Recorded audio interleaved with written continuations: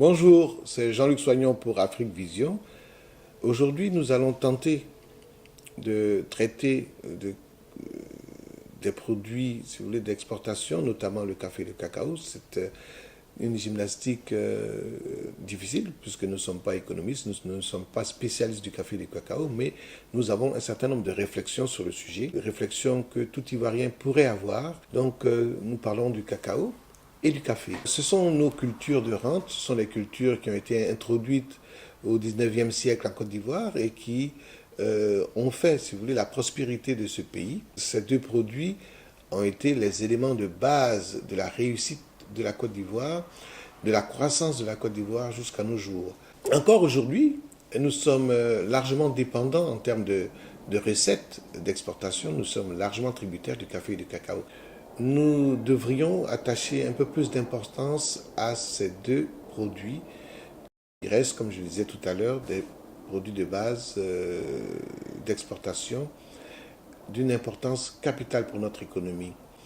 Ceci étant, je vais vous donner quelques chiffres édifiants. Peut-être que les Ivoiriens oublient que nous produisons 1 741 000 tonnes de cacao en Côte d'Ivoire, que ce produit, ne serait-ce que le cacao, a dans nos revenus, dans le produit intérieur brut, c'est-à-dire la richesse même de notre pays, représente entre 20 et 22% de notre produit intérieur brut. Nous représentons au plan mondial, selon les sources, nous produisons 35 à 41% du cacao mondial. Il représente environ 40 à 50% des recettes d'exportation. C'est pour vous dire à quel point le cacao et le café représentent une grande part dans le fonctionnement même de notre État et dans les ressources de notre pays. Oui, je commencerai par dire ce qui est encourageant pour la Côte d'Ivoire, c'est-à-dire nous avons été pendant longtemps à cultiver du cacao et du café sans pour autant songer à la transformation de ces deux produits. Aujourd'hui, nous débutons, si vous voulez, par une entreprise qui s'appelle Sebois qui, bien évidemment, fera de la transformation d'environ 2000 à 3000 tonnes, à terme peut-être 10 000 tonnes, qui sait. C'est des points positifs qui sont encourageants pour notre économie. Nous avons au LAM, aux alentours de San Pedro, c'est vrai, l'idée qui consiste véritablement à transformer nos matières de base, nos produits de base, est une très bonne chose. Nous pourrons, à partir de cela, obtenir, si vous voulez, des plus-values et améliorer nos recettes. Il s'agit d'entreprise française qui a investi.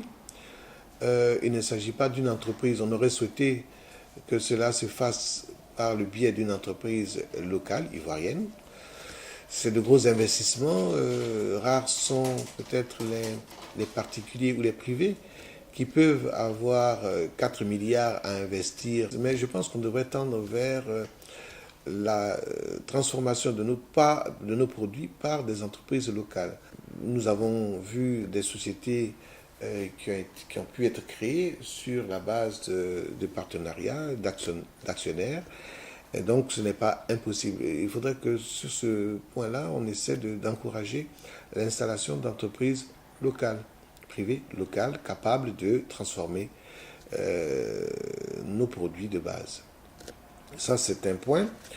Le deuxième point, c'est qu'il faudrait qu'on songe, et je pense que l'État y a pensé, parce que bon, il y a quand même des personnalités, d'éminentes personnalités qui réfléchissent sur l'avenir de notre pays. Et je pense qu'on pourrait, dans un sens, pour avoir une plus-value beaucoup plus importante, c'est qu'on pourrait envisager de former ces planteurs, ces cultivateurs eux-mêmes, à faire une transformation, ne serait-ce qu'artisanale dans un premier temps, et faire en sorte que nos planteurs s'enrichissent un petit peu, parce qu'on leur doit bien le développement de ce pays. Vous savez très bien que ce qu'on a servi au niveau de la caisse de stabilisation à l'époque, au niveau des structures d'État, pris, si vous voulez, une marge importante sur le coût Borchamp et le coût à l'exportation. Nous avons atteint à certains moments à l'époque, même avant la dévaluation, au niveau du marché mondial, nous avons atteint des sommets à 3000 francs CFA le kilo de cacao sur le marché mondial. Et à l'époque, je crois qu'on servait environ 500 francs CFA Borchamp ou planteur. Donc ce gap et cette différence entre le produit acheté Borchamp et le produit commercialisé sur le marché mondial nous a fait d'énormes recettes. Et c'est à ce titre-là que nous avons pu avoir toutes les grandes sociétés d'État, les EPIC, les EPA et toutes ces sociétés comme la Cieto, la Sodé Sucre, toutes ces grandes entreprises ont été financées par le différentiel obtenu entre la marchandise, le café ou le cacao acheté Borchamp aux planteurs et le coût sur le marché mondial. Donc nous sommes redevables de ces planteurs et nous devons faire en sorte que ces planteurs puissent commencer à transformer quelque peu. J'ai étudié un petit peu le processus de transformation et nous avons eu des exemples dans certains pays où il y a eu transformation villageoise de certains produits. Par exemple, au Cameroun en 2007, je crois qu'il y a une structure, soit une organisation de charité, enfin une organisation qui a tenté de faire en sorte que les planteurs obtiennent du beurre de cacao, parce qu'on sait que c'est une plus-value directe sur la vente du beurre de cacao. Le beurre de cacao, vraiment dans le processus, c'est vraiment pas très difficile à obtenir. Et le constat très heureux, rapportait bien évidemment aux planteurs à peu près 4 fois ou 5 fois le prix de leur cacao, si vous voulez, livré tel quel. Donc je pense qu'on devrait se pencher un petit peu, on devrait encadrer ces planteurs pour faire en sorte que eux soient rétribués et mieux rétribués, plutôt que d'acheter Borchamp par le biais d'intermédiaires que nous connaissons, faire en sorte que ces planteurs-là deviennent riches, parce que c'est ceux-là qui font la richesse de la Côte d'Ivoire et ils devraient en principe être mieux rétribués. Si bien évidemment on passe par un processus, un minimum de transformation de leurs produits de base. Ça c'est un point. Et puis nous avons, si vous voulez, sur le marché un certain nombre d'entreprises, de grands groupes, Cargill et consorts, qui, si vous voulez, dominent ce marché du chocolat. Je parlerai du cacao. Il faudrait peut-être, je ne suis pas expert, ça, je n'ai pas la prétention de l'être, mais je crois qu'on devrait faire en sorte qu'on réduise, si vous voulez, l'intermédiation et qu'on passe, puisque bon, on a eu une crise, on a eu un certain nombre à l'époque, de réajustements structurels, compte tenu des difficultés que nous avions. Il y a eu plein de choses dans l'histoire de la Côte d'Ivoire et je pense qu'on devrait, et c'est ce qu'on fait d'ailleurs dans d'autres secteurs, on revient, si vous voulez, à l'interventionnisme de l'État, c'est-à-dire c'est l'État qui fait presque tout, parce que nous n'avons pas un tissu ou une couche de personnes privées capables de faire des financements.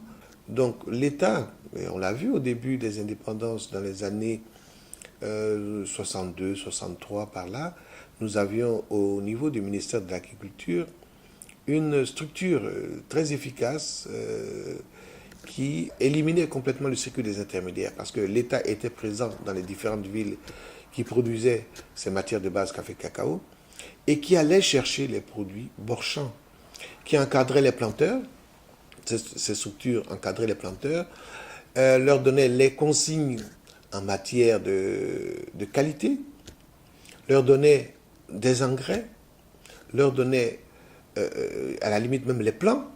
Et donc cette structure, je m'en souviens, s'appelait le CCCA, qui était le Centre de coopération et de coordination agricole. Et il y avait même des entrepôts, et des camions qui allaient chercher directement la production au niveau des planteurs. Je pense que ça, c'était pas mauvais.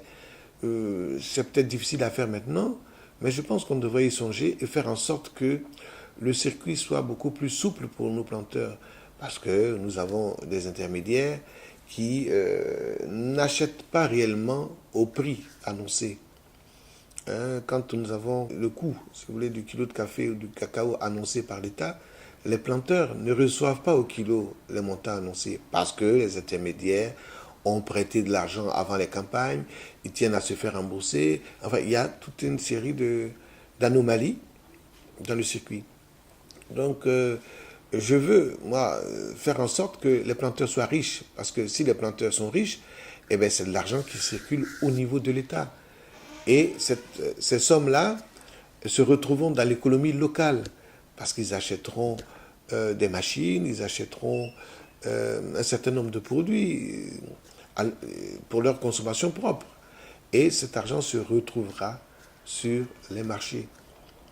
J'en parle, mais bon, je ne sais pas quels sont, je ne suis pas au fait de l'information, puisque je suis quand même loin du pays. Donc, les innovations ou les décisions d'État, on ne les connaît pas toujours. Mais je pense que l'État devrait être beaucoup plus interventionniste dans le domaine du café-cacao, compte tenu de l'importance de ces produits de rente qui font la grosse partie, si vous voulez, de nos produits d'exportation. Donc, c'est comme si on demandait, par exemple, je ne sais pas, à la France de mettre entre les mains d'un autre pays ses avions ou ses missiles. Ce sont des produits, ce sont des choses d'État qui reviennent à l'État. Hein, c'est à l'État de faire en sorte que ce secteur soit viable et rentable pour l'ensemble de la population, y compris les planteurs, qui ont bien évidemment fait la gloire de la Côte d'Ivoire. Au niveau, par exemple, de l'image, vous savez, je le dis toujours, on a voyagé, on a beaucoup voyagé, et on se trouve encore à l'étranger, ce qui est dommage d'ailleurs. Nous avons regardé autour des structures comme Starbucks.